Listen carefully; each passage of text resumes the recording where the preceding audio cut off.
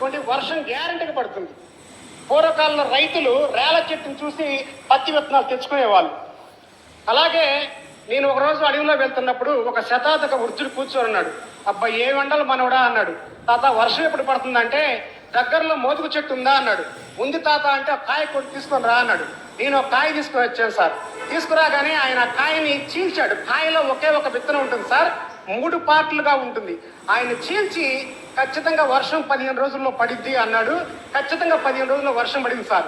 ఎలా చెప్పావు తాత అంటే ఆయన చెప్పింది, రేల చెట్టుని మోదుగు చెట్టుని మనం చీల్చినప్పుడు విత్తనం కింద భాగంలో ఉంటే 45 రోజుల్లో వర్షం పడుతుంది.